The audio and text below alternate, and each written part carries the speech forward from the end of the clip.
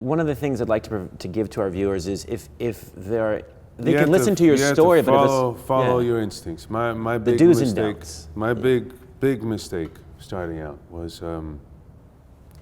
that I was so desperate to work that I just followed everybody else's advice, and it's my case is particular because I come from this background and I had to kind of just get out of the shadows, and the shadows were big, you know. And I think the only reason why I've weathered so much rejection for the past 10 years is because I've grown to just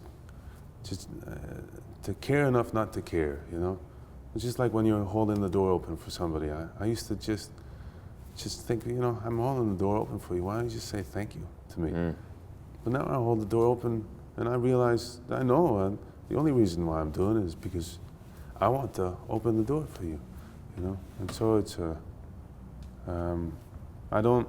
My measure of success is different from what was defined in Los Angeles. Los Angeles is a place where both my brothers live, and they love it out there. And I'll take 50% of the blame for it not working out for me. But my big struggle with it was that I was in a place that was starting to make me be embarrassed to be an actor. Because I was an unemployed actor, probably that was the main thing. But I know that when people would ask me, what do you do for a living? And they're very quick to ask that over there. I would just get shy and I would say, oh, I'm an actor. And they say, well, what do you do? They say, you know, all right. You know, and I wish I could have just said I was a waiter.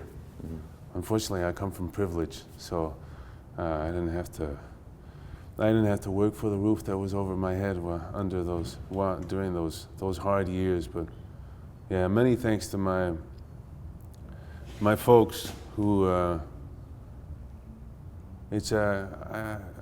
thinking about the kid that, you know, coming out in the world that I get to be the parent to, and what a gift they gave me to allow me to dream. You know, I grew up in Paris where, yeah, sure, we're surrounded by artists and it's romance and it's beautiful and there's poetry in the air, and you would think that parents would welcome that in their kids, but I grew up in an environment where if you were writing essays, then you were wasting your time, you know, because it wasn't real. You don't think you can make a life out of that. It's not going to happen. So please do yourself a favor and don't waste time. And I never had that. I mean, from the time I was a kid, my father was away quite a bit, and I would just write essays and send them out to him, and that was our correspondence. I wouldn't write him letters. I would just write him short stories, and you just fuel that fire, you know.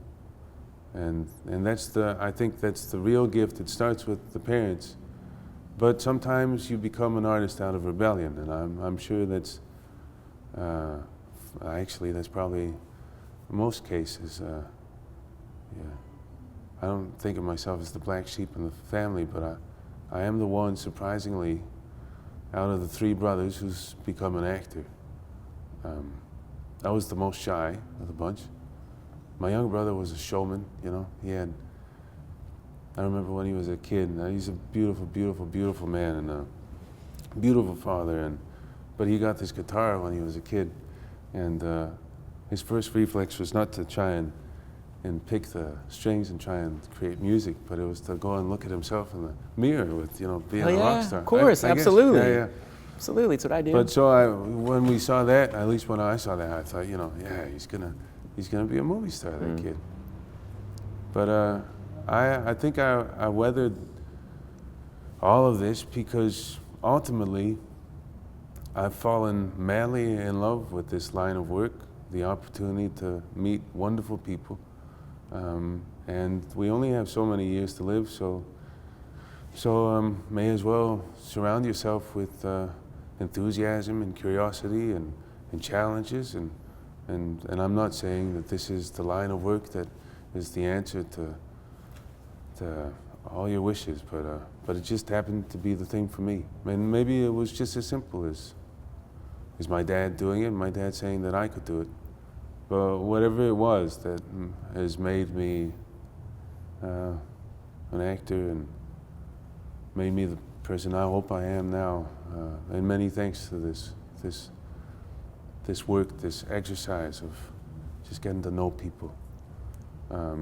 Yeah, no, it's a beautiful, beautiful line of work, but it just demands patience and perseverance. And yeah, you just got to stick by your guns, and for a long time, you'll be the only person tapping your own shoulder.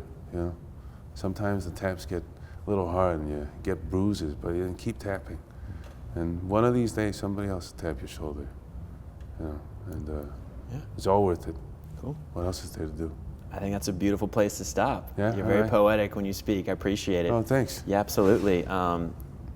If you're up for it, now that I know that you can sing, No. and I know that you're Canadian, Yeah. I've been trying to learn You the want me to lyrics to the national anthem. I don't know the national Apparently, I anthem. don't know Yeah, melody. I can't help you with that. Yeah, I wish I could. Yeah, I love this country, but All right, we'll stick to acting then. all right. Thank you very much for your time.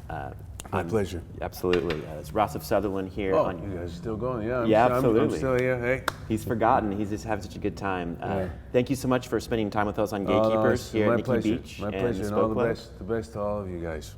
Yeah. Well, until next time.